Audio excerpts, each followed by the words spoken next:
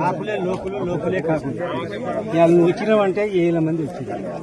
నువ్వు రాకపోతే ఇక్కడ ఉండకపోతున్నావు. మా పరిస్థితి చూస్తే ఇట్లా ఉంది. ఎందుకంటే ఒకసారి ఇంకోసారి కాంగ్రెస్ ని కూడా చూస్తే ఇక ఆయన నోట్ల గొంతు దంగ పెట్టిండు.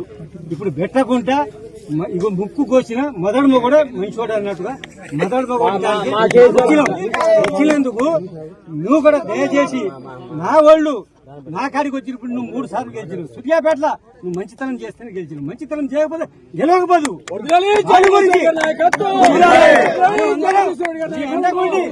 పెద్ద చేస్తాం కానీ మాకు మాత్రం సాయం చేయాలి. ఎందుకంటే నేను వాళ్ళం ఇవాళ పుస్తకం చచ్చిపోతావు. ఆగో ఇప్పుడు 10 ఎకరాలు ఇగో ఒక ఆయనకు తాడు తీసుకొని 5 ఎకరాలు కౌలుకు చేసిండు.